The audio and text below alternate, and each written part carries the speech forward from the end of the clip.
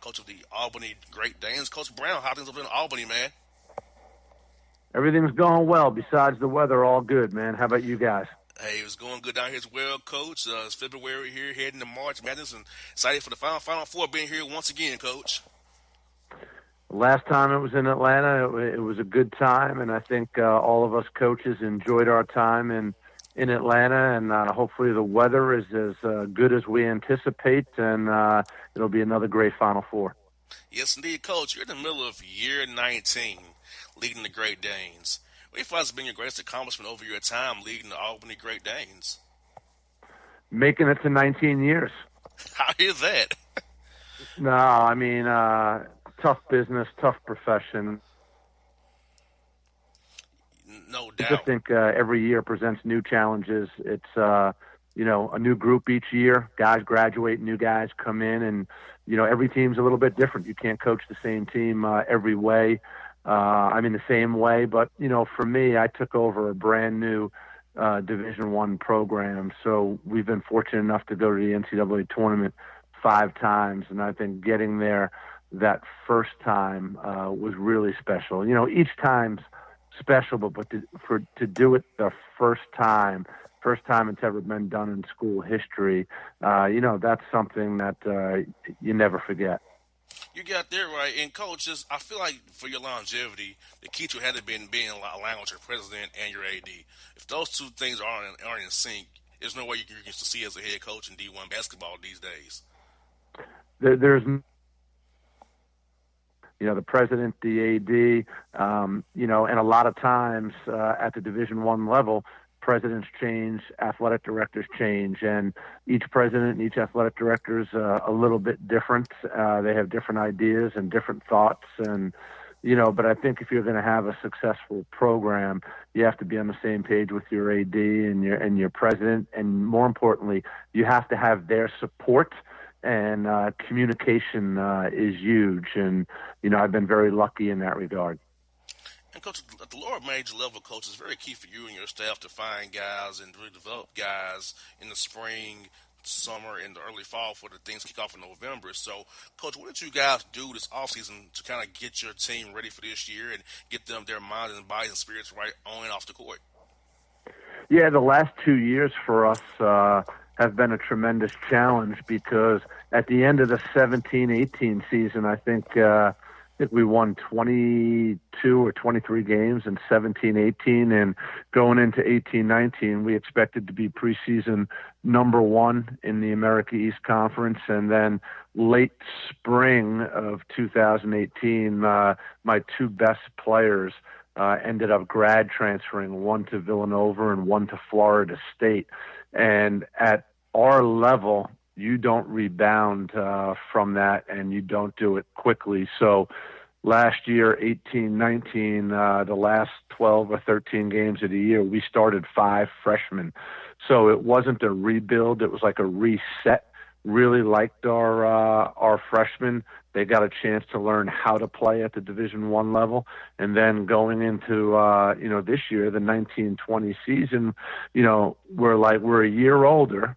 Now it's time to learn how to win, learn how to play last year, learn how to win now, because we hadn't experienced a season like last year in a long time. So. And we got off to a slow start. We've had a ton of injuries, lost some guys for the majority of the season, but right now we're starting to play pretty good basketball. I think what you have to do is each kid's a little bit different, and at our level, we're not getting finished products. So player development is huge, and improvement from year to year is crucial, and you have to find ways to improve in season. I think a lot of coaches think that player development is a fall, spring, and summer ordeal. It's a year-round thing. So, you have to find time in season, every practice, where you can find a window where you can do specific things for each guy in your program to get better. If you continue to get better and evolve individually, if you have unselfish and hardworking kids, you're going to get better collectively. So, we treat every kid a little bit differently when it comes to player development because each guy has certain things they need to get better at. And we try to really zero in on that and make sure our guys get reps, make sure they get better. And half the battle is having kids in your program that want to get better. You got that right, Coach. Another piece of that development piece is stretch conditioning program because you got to have guys to eat right, sleep enough, and also work out, get the right amount of lifts in so they can prevent injuries, so they can play for you hard from November hopefully through mid-March and beyond. You know what? That's a tremendous point, and not enough coaches talk about that piece. And it's almost a three-part: the strength and conditioning, the diet, and the sleep. These college kids, I think they're all training to be professional video. So, they're playing video games till all hours. They eat junk most of the time. So you have to teach them how to eat, what to eat, when to eat. And we can control a lot of that when we're on the road with our guys and we're going through all of our pregame meals. When you're on campus, it's a little bit harder. A lot of kids like to eat late at night and, the pizza delivery and that type of stuff. And you try to get these kids to understand that the body is like a car. If there's no gas in the tank, the car is not going to run. Well, if these kids don't eat properly, they're not going to be able to play effectively and efficiently. And most kids nowadays don't want to get up and eat breakfast. So it's a continuous educational process of, the diet, the eating, the sleeping, and, the lifting, something we can control. So we're in there 4 days a week, preseason, postseason, and we lift 3 times a week when we're in season. Most of the in-season lifting is maintenance work, and, we're trying to make sure our guys don't lose what they trained so hard to gain, in the spring, summer, and fall. But, these kids, when you get them, they really are limited as far as their knowledge of the importance of the diet and the sleep. So that's something that we're always talking to them about. And now when we bring recruits on campus, part of our presentation with them is they spend some time with our strength and conditioning coach, and we have a segment just on nutrition and sleep. And a lot of kids and parents, comment about it, how, other schools they visited really didn't talk about that too much. They talked about lifting, but they didn't talk about the importance of the diet and the sleep. So that's something we've tried to really harp on with the recruiting piece and as well with our guys once we get them over a 4-year period. And, Coach, you got 7 wins in non-conference play. Has to make you happy because for our listeners who don't understand this, you have to play guarantee games to raise money for the university. You have to go on the road a lot. That's always the issue as well. Can't get home games. So it's like, so those 3 factors right there, to get 7 wins knowing you're up against that, has to make you feel really good and really toughen up your team for America East play. Yeah, that's another good point. Scheduling is so important, and we have to bring in a certain amount of money to help the athletic department out, and so we play a couple of money games each year. And then the other thing too, in the world of scheduling now, these MTEs, these multi-team event tournaments have become really popular. So if you play in one and you're guaranteed 4 games, they really count as 2 as far as the number of games on your schedule, but you're getting 4, but the majority of those games are road games and or neutral court games. So if we play in a multi-team event, which we do every year, that's 4 games away from home. If we play 2 to 3 money games, that's 6 to 7 games away from home right off the get-go. So now if our total non-conference schedule is 15 games, we're already up against the wall. So on most years, we're playing 5 home non-conference games and 10 non-conference games on the road or neutral court. Now, if you look at some of the big boys, If they play 15 non-conference games, they're playing 13 of them in their own building, and they're buying 6 or 7 wins with money games. So, it's tough, but it is what it is, and you just got to find ways to get it done. So that's why you feel really good when you have a good non-conference schedule. Scheduling is so important. It's harder and harder. I hear coaches tell me all the time, we need to schedule wins. Well, doesn't every coach in the country want to schedule wins? Because if we don't win, we're not keeping our jobs. I've never heard a coach tell me, I love scheduling losses. Exactly.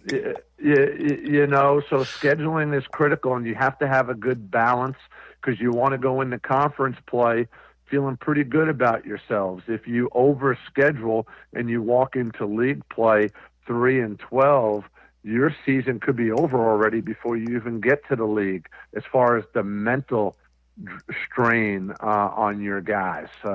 Even though you reset and you're 0-0, kids are smart nowadays. They know they're 3-12.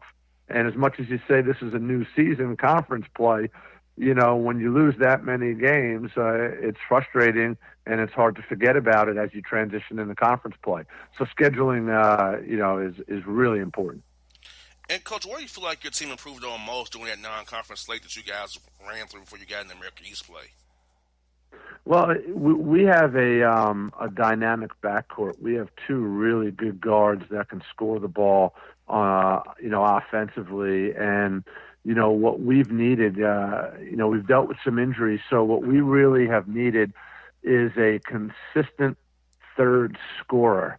And when I use the word consistent, I don't mean the same guy. We just have to have a third guy get us double figures on a given night. So I think in league play we've gotten more consistent with that. We're shooting the ball a lot better from the 3-point line, in conference play, and we're starting to get healthier. So, it just seems to be clicking at the right time.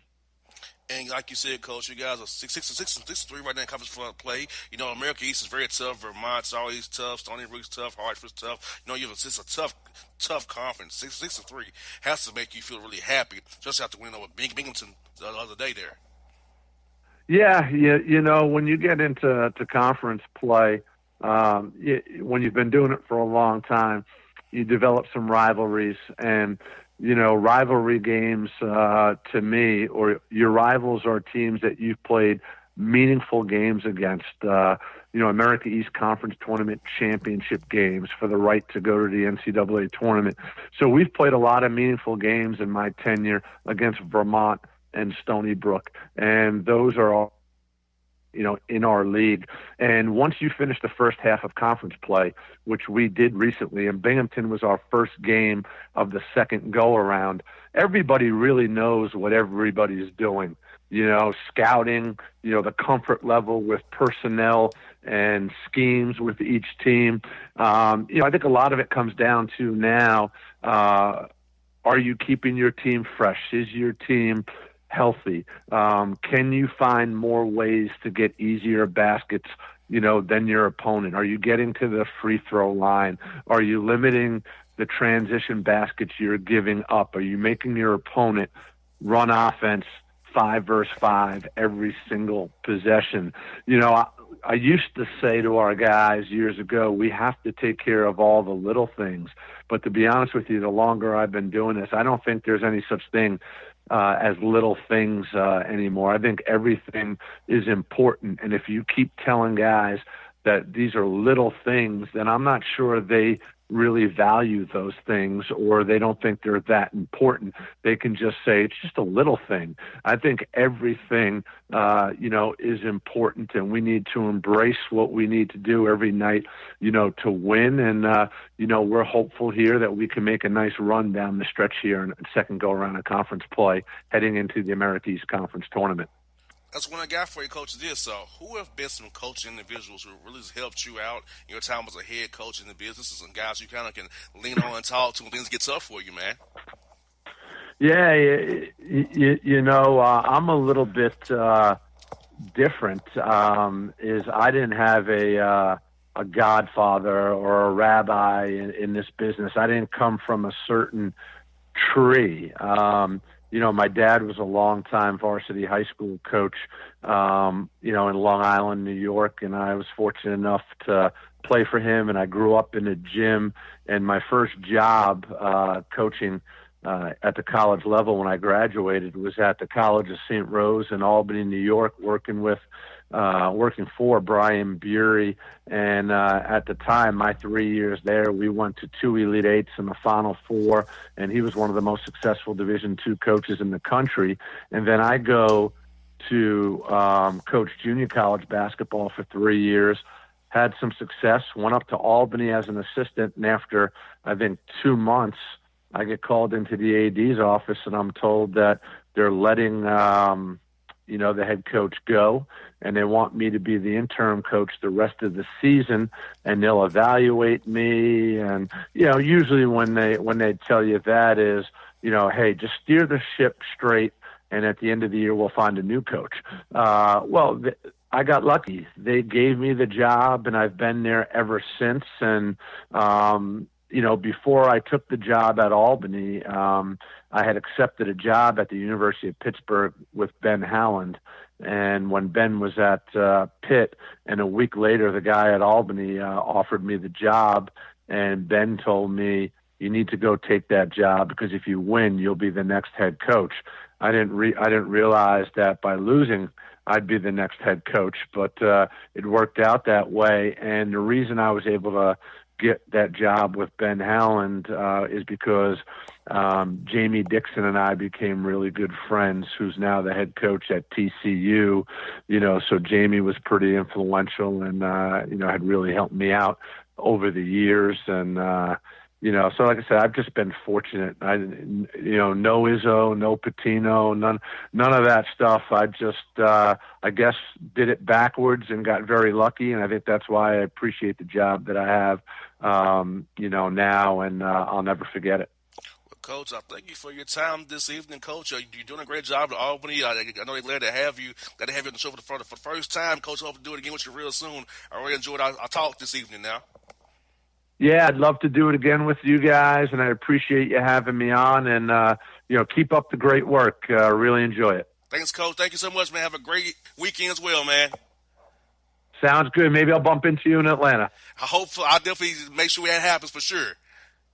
Sounds good. Have a good one. You too. That's Will Brown here on the Bossman Show. Grab a hold of big breakfast flavor at Hardee's. Try 2 breakfast sliders for just $2.99. Get Applewood smoked bacon or freshly grilled sausage with fluffy eggs and golden melty cheese, all on a toasty little bun. Good morning. Start at Hardee's. Available now for a limited time at participating restaurants. Tax not included. All right, folks, back on the Bossman Show here, joined by the Atlantic Sun Conference, Coach Tony Fuho, North Alabama Lions. Coach, what's up, man? You there, Coach? Hello? Okay, yeah, I'm hey, here now. Coach. Okay, we got Coach on the line. Yeah, Coach, how things going with you guys over there in North Alabama, man? I know you're trying to get this program up and running. I know it's a year 2 for you. Talk to us about what's been going on with you guys.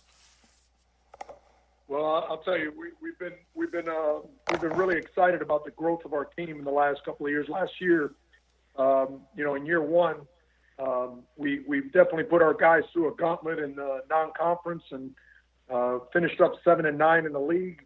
Finished 6th overall. Got to the postseason of our league. Not every team in our league makes it to the postseason, so not bad for year 1 to get into the postseason.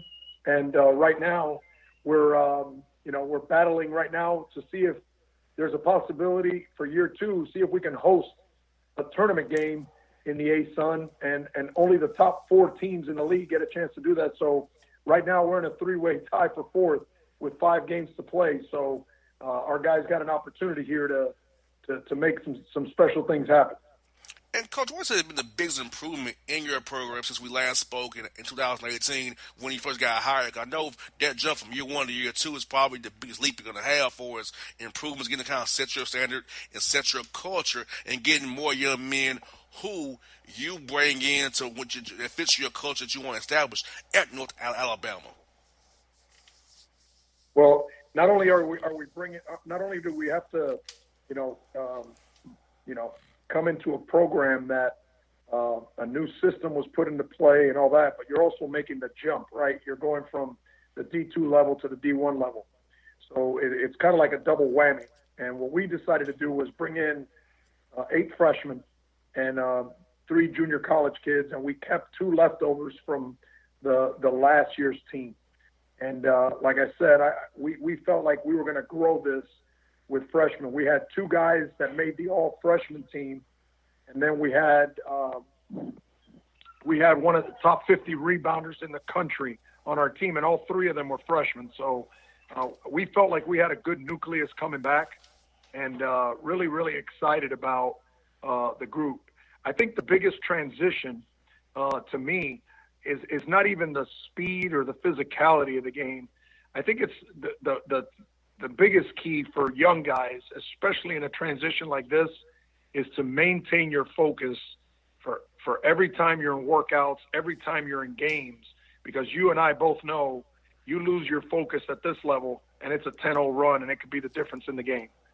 So I think that's been the biggest key for us, is to maintain our guys and keeping their focus. We told them that speed and physicality, that's going to come with time, as soon as you get used to it. And, you know, players are just going to go out there and play. So I think it's the focus part. And, Coach, kind of led me to my next point about the player development piece, on and off the court, that mental piece of watching the film, because the eye in the sky does not lie. You can see, you put the film on and ask a guy, what were you thinking here on this rotation or on this back pick or whatever the case may be? Why did you do what you did? So that piece, also the piece of the conditioning, coach, and you both know, I both know this is very important. The sleep aspect, the food aspect of it, and the lifting to prevent injuries, because you guys play from November to March at a high level 2 or 3 times a week in some cases, and the tournament time back to back. So you got to have these guys physically fit, mentally fit. So development on off the court and in the weight room and nutrition wise is very key, especially at the level you guys are in the A-Sun. No doubt. I mean, and for us, that's huge. You know, we have our own strength and conditioning coach. It's something that when I first got hired here, I needed to have right off the bat, and you know, our university provided it. And I'll tell you, he's key for us, because, like you're saying, there's nothing more important than the well-being of the guys in the program. And you know, from a player development standpoint, I think you hit the nail right on the head. It's not just about the basketball piece. I think there's many components, right? So we're believers here about building the person first. So this year we do a book reading every summer with our players, and this summer being the first summer, because our transition year, we only had them here in July. This was the first year, complete year, that we had them right after the season of year one, which was that April-May period. Then we had them in the month of June for summer and the month of July for summer, where the year before we only had them for the month of July. So this year was the first year that we had them for the entire time. And one of the things that we do is, obviously, we had our book reading. We read the book Legacy by James Kerr. It's the story of the All Blacks, the rugby team out of New Zealand, and how they prepare, how they do things on a day in and day out basis. To have the winningest athletic program in the history of the world. You know, it's the best rugby team, but it's also the best winning percentage of all time for the length of time. So for us, it's all about a culture, right? So that's an area that we try to build, is the player first. And then we understand that once you build the player first, now you really don't have to worry about the weight room. Now you don't have to worry about the classroom. Now you don't have to worry about on the court, because when you develop the player, when you develop the person first, the player is going to never take shortcuts on the court. He doesn't take shortcuts in the weight room. He doesn't take shortcuts in the classroom, because you're focusing on the human being. And for us, that's huge. You got that right, Coach. I'll tell you what, and I feel like, with what you're building in North Alabama is very key, because we go from D2 to D1 is already a hard transition as is, because you bump it up, having guys who are freshly that you guys brought in, those freshmen. So you're going to have really get through this very, very well, because you have the guys in your program, in your culture, who are getting better daily. No doubt about it. I mean, that's the key. The key is daily improvements, right? So we talk to our guys constantly about what are you doing today to make yourself better. We always talk about, our guys understand they got to get 1% better every day. That's a key for us, because if you do that every day, think about it. If you're 1% better every day, what are you going to be at the end of the year? You're going to be 365% better. That's the key. And our focus with our guys is simply that. Let's make sure we're getting better today. What are the steps that we're taking from an academic standpoint? What are the steps we're taking from a basketball standpoint? What are the steps we're taking in being men, right? How are we living our life? And for us, you hit the nail right on the head. That's key for us, is let's get better every day and let the results take care of themselves. Got that right. That's how I live every day of my life as well in the radio world. Let's get better every day. Let's just find something I can improve on every day. So I do the same thing in my radio career as well. And the coach, now for my listeners out here who don't understand this, in the ASUN, you guys have to play guarantee games a lot to raise money for the university. You have to be on the road a lot, so not many home games. So to get 5 wins in non-conference play with those dynamics has to make you happy. You may want to win a few more games, but the fact that you won 5, knowing that's what you had to deal with, keeping your guys motivated to win 5 in conference play, has make you feel very, very happy with your team and their resolve so far. No doubt. I mean, you look at our schedule the year before, this year, and even moving forward to next year, it's going to be a staple of our program that we're going to be playing. We played Florida State this year, top 6 team in the country. We played against Indiana on the road. We played South Carolina on the road. But the good thing about all that is I think it prepares our guys for what lies ahead, what we're going to be combating against in the ASUN, having to play against Liberty and North Florida and Lipscomb and, Jacksonville and Stetson. I mean, go down the list, Florida Gulf Coast. I mean, it prepares you for league play. And at the end of the day, that's what you're wanting to do anyways, is you got to go win your conference, right? You win your conference, you get a shot at postseason. So I think it's going to be a staple for us year in and year out to go out there and compete against teams in the non-conference that are going to prepare us for league play. And by the way, while you're doing that, you're raising money for your program, you're raising money for your budget, so that you can go out and, like we just did, we just built a brand new player lounge for our players. Because at the end of the day, you got to take care of the guys in your program. So we just took care of our players and built them a brand new player lounge that they're going to be getting into here in a week or so. Man, making that money count for sure, Coach. And also, I see, Coach, you have a young man on your roster from right here in Atlanta, James Anderson II. Talk about what this young man has meant to your program so far. Well, I got a couple guys from that area. Number one, I got James Anderson. Obviously, went to junior college, was a junior college All-American, and he's contributed really, really well. Now, unfortunately for James, he didn't really he didn't get a lot out of the summer because in pickup he broke his foot and had to miss pretty much the summer. But he got his books done. He worked on his upper body, but we had to wait to get him on the floor until September. And then I got Mervyn James, who went to Pebblebrook in that area as well. Got a couple guys that have come in and really contributed. Mervyn James is a freshman for us. He's been a starter on our team all year at the 4 spot for us. And then James Anderson has been basically the 6th man off the bench, and he's done a tremendous job. So both those guys from that area have really impacted the program here at North Alabama. And how important is it for you, Coach, to keep coming over this way and getting players? Because it's only a state over from Alabama, and I feel like it's not that far away from guys to get home. So what do you find good about the Georgia high school system, the AAU system in Georgia, about how the coaches are at that level to get guys who are ready to play once you recruit them? Well, I'll tell you right now, for me, it's part of the footprint of our program as far as recruiting. We have people here that have connections, and myself, my staff are connected in the area, and we're gonna definitely recruit relationships. And you're right. I mean, there's even a flight that you could take from Muscle Shoals right here into Atlanta with boutique air, and it gets you here in 45 minutes. So instead of you don't even need to drive 4 hours. You could just go and and just hop on a plane, and you're in that spot in 45 minutes. As far as the area itself, come on. I mean, it speaks for itself. I mean, you got players that not only stay in state, but have gone out of state and had success. And as far as the coaching is concerned, to me, to coach in an area like that, you got to have the right people. And I'll tell you right now, the coaches that I've dealt with from that area are not only great guys that understand talent, but they're also great X and O's guys. So I'll be honest with you, I think it's a hotbed for basketball, the Atlanta area, but the entire state of Georgia is also a hotbed for recruiting. Yes, indeed. You got that right, Coach. I see a lot of guys in here all the time trying to find the dominant rep for their programs. Well, Coach Pujols, thank you for your time today, Coach.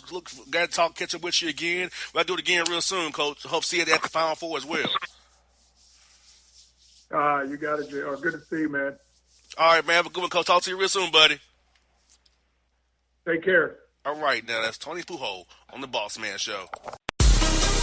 Sally Beauty's new all-in-one hair color kits make it easy to color your hair at home. Get everything you need to color for beautifully radiant results.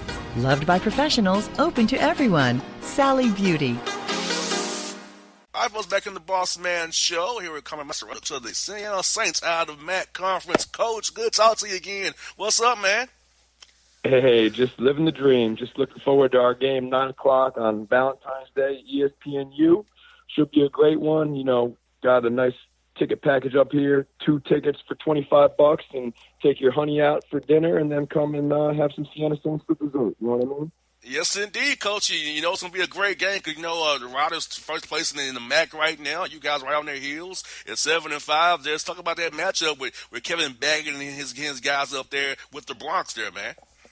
Yeah, Coach Baggett does a great job. We lost a tough one early in the conference season at Ryder down there in Lawrenceville, but he's got tremendous talent and depth, and he plays with Demencio Vaughn and Stevie Jordan at the point. Tyree Marshall's their center up front. Fred Scott's a big-time transfer he got in, who's a stretch four who can score the basketball, and it's just a great time to play a great team at home. We expect over probably close to 7,000 fans. We probably have the best attendance in the MAC conference, and great fans up here in Albany, New York at the Times Union Center, so I'm thankful for them. Now, Coach, we talked to you earlier in spring when you first got hired. Talk to me. What's been your biggest improvements in the program since you've taken over full-time now, as you're just being the head man now? Yeah, it's been great. To be honest with you, when it's your name on the door and it's your program, you're able to kind of, have it take your personality, and we've been able to kind of, get to the free throw line a lot more than last year and improved our pace of play. We've also been able to kind of, make a living on that offensive glass and get some points that way. At one point, I'm not sure if we're first or second right now in scoring offense in the conference. So, able to kind of score the basketball. And for the last 4 out of 5 games, we've been able to hold our team, the opponent, under 65 points. Last game we played Fairfield, held them to 49 points and held them to 30% shooting. So, trying to get our defense clicking on all cylinders to coincide with our offense. But it's been fun, man. Just, enjoying just growing with this team. We played a tough non-conference schedule, but I think we grew up, playing at Xavier, playing at Yale, playing at Harvard. So, able to kind of get battle tested to get ourselves ready for this MAC play. And now we got this stretch run in February here with, 3 straight home games. We got Ryder on Friday night, then we got Manhattan, and then we got Iona. So, 3 tough ones all in a row, but just looking to get better one day at a time.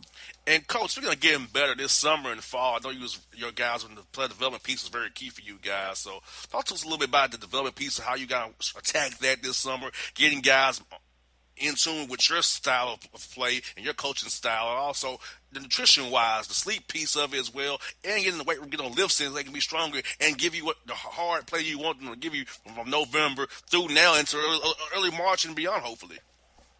Yeah, I think it's a lot to do with kind of our mindset with how we schedule and kind of how we build these guys' schedules during the off season. We did some Navy SEAL training with the program, which was great to kind of, forge out our leadership and kind of tell us a little bit about our guys before we even got into the thick of things with the season. My philosophy is too, especially after game days, most guys take that next day off. Well, I'm going to take the second day off. The day after a game, I'm going to get our guys in the weight room for a recovery lift and do some stretching and some yoga. We'll also do some shooting to kind of get that lactic acid out of the muscles. And then that next day will be off, because I always feel like you give guys a day off the day after the game, they don't get out of bed and they don't do what they got to do to take care of their body. So now you're kind of behind the eight ball when it comes to recovery. So I make sure we handle that recovery piece. And then, same thing with travel. I try to plan the travel, try to plan our meals. So we always usually practice at home before we get on the bus to go travel, because, we don't really have, too many long bus rides. Our longest bus trip is out to Buffalo, where we play Canisius in Niagara. So that's about 4.5 hours. So everything is shorter than that. So we can practice at home and make sure we're taking care of our bodies that way. And, we try to lift at least 2 to 3 times a week, even during season, whether it's a maintenance lift or a recovery lift.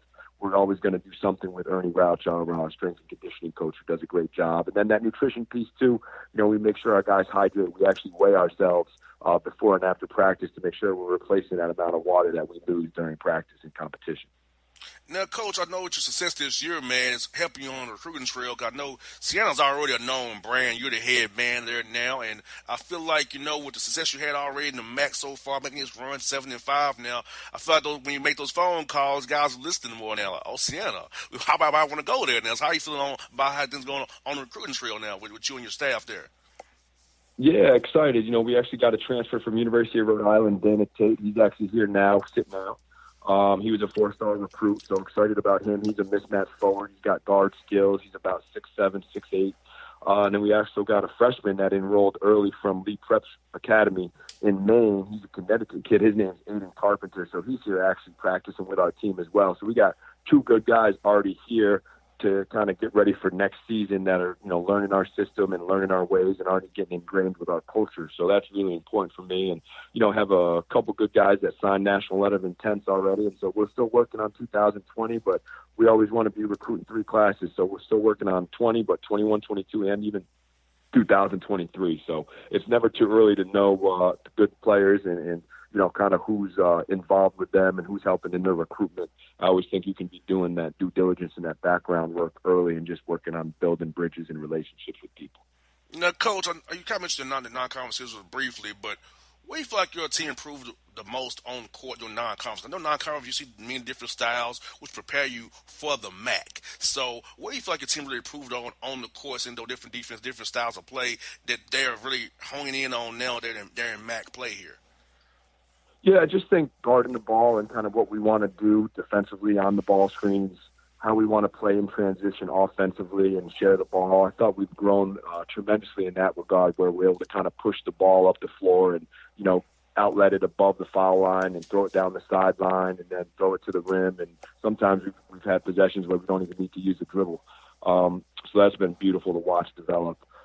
Besides that, obviously being able to execute with that kind of mindset where you don't want to have anyone push you off your spot, dictating where you want to catch the ball, who you want to catch the ball, and when. So we've been able to kind of ingrain our culture, too, of just style of play with our physicality, getting open and our cutting, and how we want to attack the paint, whether it's off the pass or the dribble. So guys have done a great job buying into the philosophy and understanding that it's always about, the players. Siena basketball is a players program, and it's about them. It's never going to be about me or the coaching staff. It's going to be about the guys that believed in the vision and came here to bring it to fruition.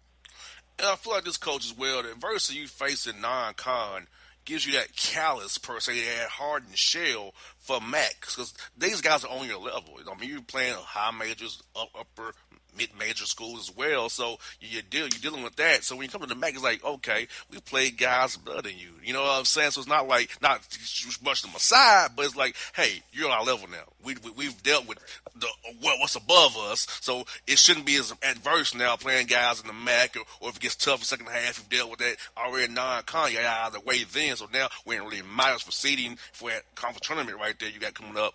I feel like you guys already been through that fire a little bit there. For sure, and it also helps, there's no more freshmen in college basketball when you get into February. So, there's 3 freshmen in our rotation. I play about 9 guys. and 3 of those guys are freshmen, 2 of them are grad transfers. So now there's 5 guys that basically didn't play last year in this program, and they've done a good job of understanding what's expected of them. And I think the biggest thing for freshmen is understanding how much mental work goes into the game with scouting reports and little details with execution or game plan. So for me, it's been really enjoyable watching those guys grow, and you can test where they are in their aptitude in that tough non-conference, and that's why we kind of played that type of schedule, was, like you said, to get them ready for MAC play. And now I think we're finally starting to gel and peak at the right time, and that's the most important thing. You want to be playing your best basketball leading up to March. And you're 10-0 at home, so I feel like you've made that emphasis to defend the home court there. So I feel like 10-0 right there. So I feel like the guys were focused at home, and this guy may kind of get them transfer that same focus on the road as well going forward. Yeah, and we had a great win at Iona, who was the 4-time defending champ. We won there by double digits for our first road win, and I thought guys were able to kind of realize, hey, they've been able to get off to better starts on the road, and we've been able to start halves better as well to start the second half. And like you said, those details matter, and also that sense of urgency, every single play. You want your guys to have confidence, but you never want them to be overconfident. And then the other piece is getting them to realize, hey, we know now how to handle success. We expect to win, but just because we won yesterday doesn't mean we're going to win today, or doesn't mean we're going to win tomorrow. You got to do those little details and take care of those little things every single day if you want to be successful for just game one. And then you got to do it all over again for the next game, and all over again for the third game. And you have to build those habits, and then they have to be ingrained and forged, and it has to be done over and over again. And that's the biggest thing with me and this teaching of this group is, you got to continually build those habits day in, day out. And I think finally our guys are starting to realize how hard they have to work daily. So I've even cut down our practices to 60 to 75 minutes a day, where I just put that amount of time on the clock and I let that thing just run down, and they know how much effort they have to give. And then once that clock hits 0, they know they're done. And speaking of that, with this week off between games here, I'm trying to do a little self-scouting as well, kind of see what things you can pick up, some things on yourself, and maybe tweak some things here or there, and put a new play or two in, a new wrinkle to kind of throw off a rider on Friday night there. For sure. So that's one thing we've worked on today, is just getting back to working on ourselves and doing some, close game situations, 4 minutes left, and 65 all tie ball game, and side out of bounds. What are you going to do execution wise? What are you going to do defensively? So working with the staff on different situations like that, reviewing some of our defensive concepts, and then just working on basic fundamentals of everything from guarding the ball 1-on-1 to 2-on-2 all the way to 5-on-5, and then making sure we box out and talking about being physical in the post and walling up. And so just from A to Z, just working on different concepts that'll help us, get down the road here when we get to March. Just kind of, reinforcing great concepts that we've taught, and now just kind of going back and reviewing them, just like a teacher getting ready for an exam. You got there, right, Coach. Good to catch up with you again, Coach. I'm glad we got this done, man. I've been happy. I'm keeping my eye on your program, and I do want to have you on the show, and I'm glad we got to get it done today, man. I'm happy for you, and I can't wait to see what you guys do Friday night against Router, man. Appreciate it, Bossman. Anytime, Coach. Have a good one. Talk to you real soon, buddy. All right, you too. Bye-bye. All right. How do you feel about your office? Is it just a space for your company, or is it a space to help you grow your company? From new HQs to satellite offices, with WeWork, you can find a space that works for you. Visit we.co/space matters to learn more. All right, folks, back on the Bossman Show. We're here with Ed DeChellis of the Navy Midshipmen. We've been doing a lot of basketball in the Patriot League Conference, but now we got Ed DeChellis from Navy. Coach, how are you guys in Annapolis, man? Everything is going well in Annapolis. Just got out of practice, and it's a busy time for all of us. Our kids are studying hard this week too. So basketball is important, but academics are equally or more important now, and we're in the middle of 6 weeks exams. So our guys were up at 6, and they had their first exams today at 6:55, and when we have exams all week, so we got to work through that as well. Now, Coach, you're in the middle of year 9 leading the midshipmen. Tell us, what's been your greatest accomplishment in your mind since been there these past 9 years of great time in Annapolis there?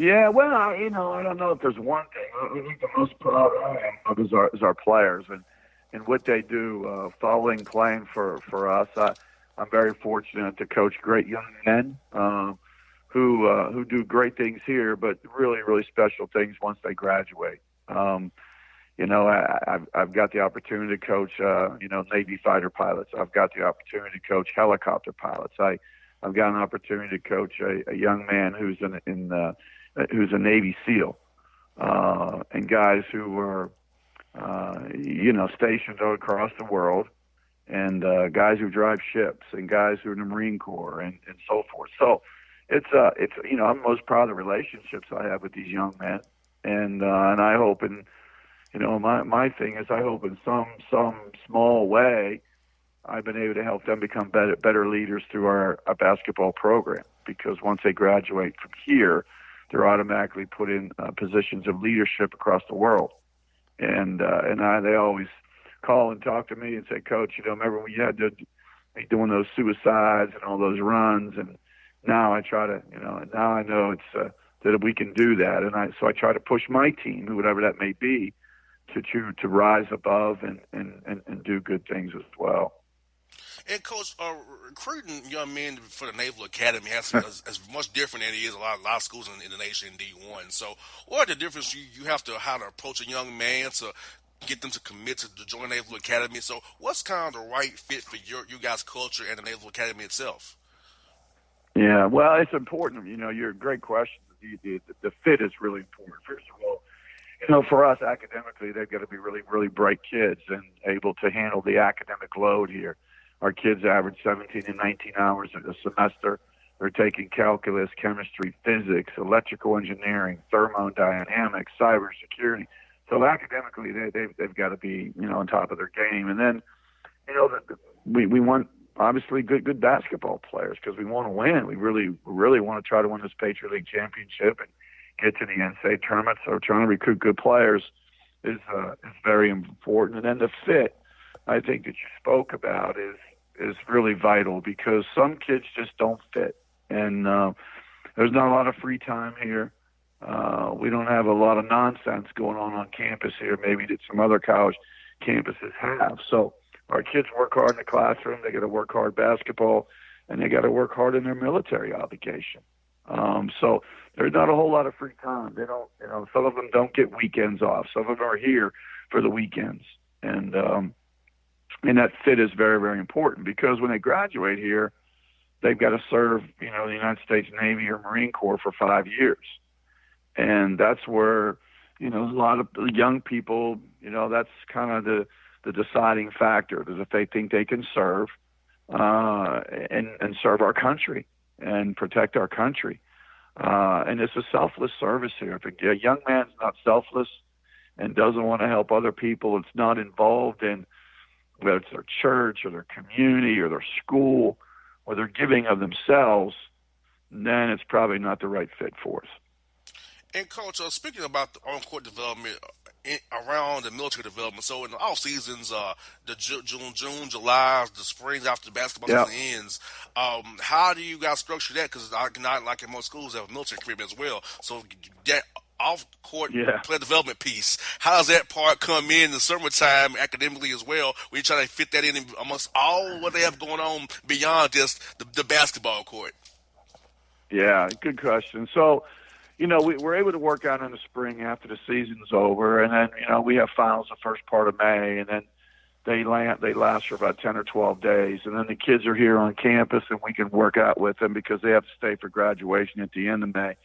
But then they have military duties, and so they got to travel, and they have to have military experiences throughout the summer. So, other places get their kids for, maybe 8 weeks or so during the summer, maybe longer. We get our kids for about 3 weeks is about all we get them. And so our summers are broken up into 3 different blocks. And one of the blocks is that they got to go do a military experience. So they could be sent to San Diego or Japan or Hawaii or wherever across the world for a 4-week military experience. And then somewhere along the way, we got to get them home for 3 weeks or so. I have kids that freshmen have only been home 3 days since June 28th. And so we got to get them home, and that's important. And then we bring them back for a 3-week block where they can take a course academically, and then we can in turn work them out, and lift and work out basketball wise. But it's different here. Our kids have to work out on their own when they're somewhere else, because, like I said, it's they have to do different things here. It's not only just about basketball here. As the Admiral Miller who hired me, he said, Coach, we want to be good in basketball. We want to achieve, but we also, our kids are going to be officers, and we have to prepare them for that as well, because they're going to be officers in the most powerful military force in the world, and we take that very seriously as well. And Coach, non-conference scheduling wise, I know it's hard to get home games. You're on the road a lot, so you're playing up-level opponents a lot as well. So sure, it has to make you happy that you got 6 wins in non-conference, knowing the dynamics of mid-major basketball for us, not getting home games, and it's been on the road a lot. So you have to be happy to get 6 wins out of that, knowing what you got to go through. Yeah, well, yeah, we play. We play some teams at home. We try to get some non-conference games at home, and then we got to go on the road, and we play George Mason over there, and the guaranteed game. We play after Christmas University of Virginia for the guaranteed game, and then we split the other ones up. So we had 6 going in, and we're 12 wins overall now. We're 6-6 in the league.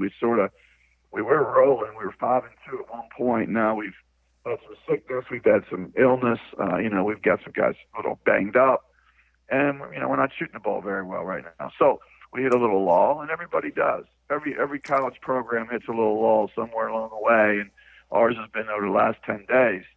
But we have an opportunity on Wednesday against Bucknell at home to try to get ourselves going and right in the right direction. So there's a lot of basketball to be played yet. Non-conference was pretty successful for us. Now we're right in the middle of that conference season.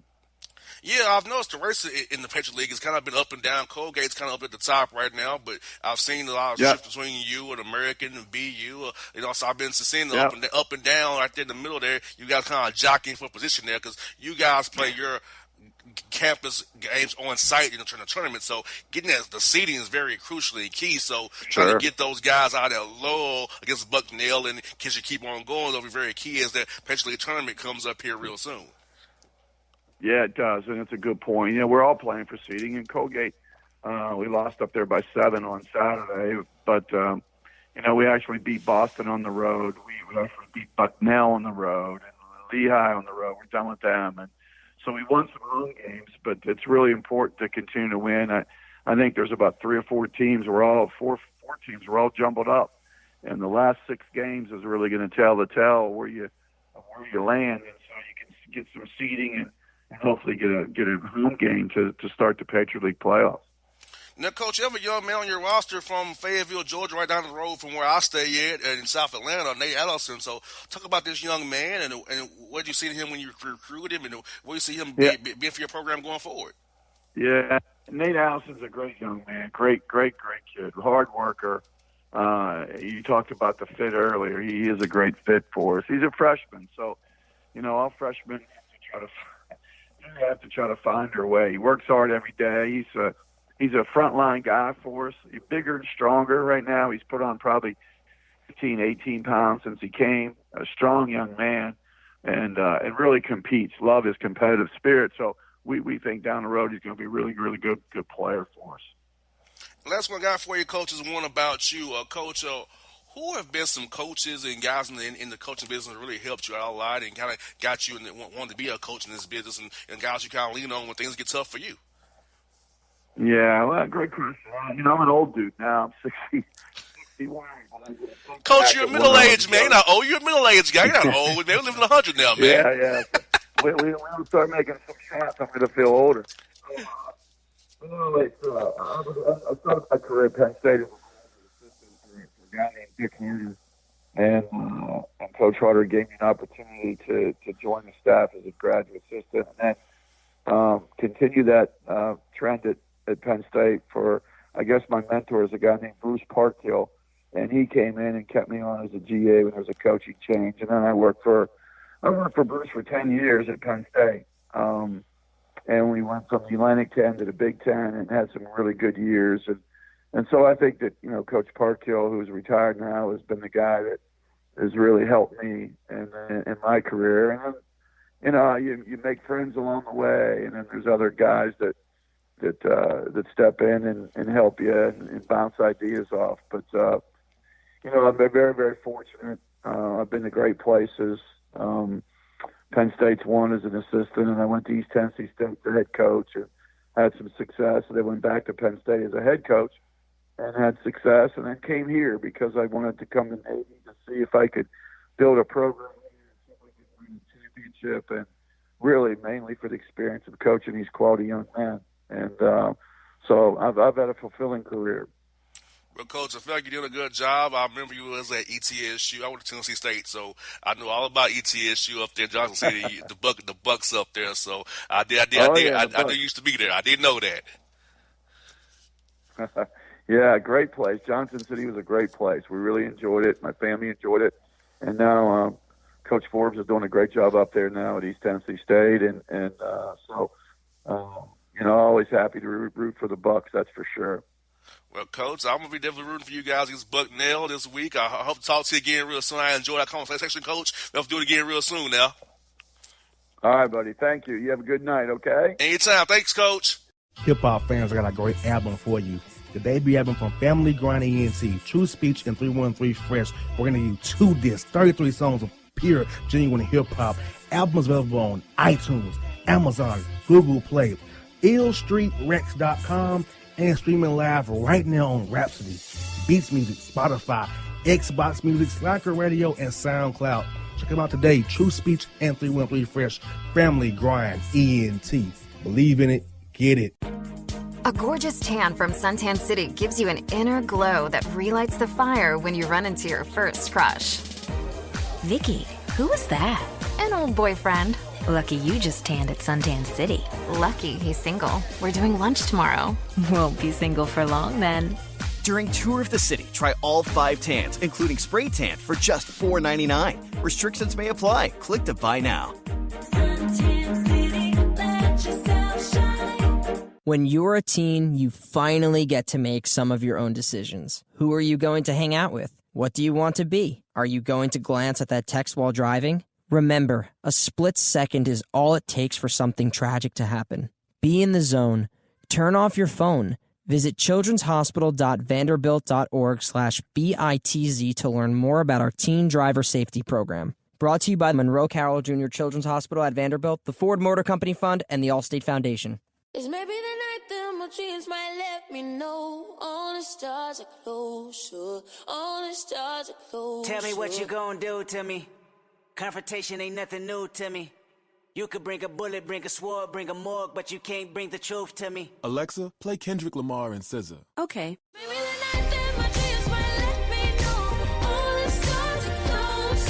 With Amazon Music, a voice is all you need. Get tens of millions of songs. Download the Amazon Music app today. Yeah, it's your man JC, the host with the most, baby, and it goes down each and every Saturday night right here in the city of Memphis. That's right, y'all. It goes down at Clicks Sports Bar Memphis, baby. 3705 Malco Way, Memphis, Tennessee, 38125. Come out and join us, the Three Kings, each and every Saturday night for the livest karaoke in the city. Everybody gets in free till 10 p.m. Only $5 after. Great food. We got drink specials. We got all kind of games, man. We got the pool tables popping. Whatever you want, we got you, man. Come on out. Have a good time with us each and every Saturday night. That's Clicks Sports Bar, Memphis.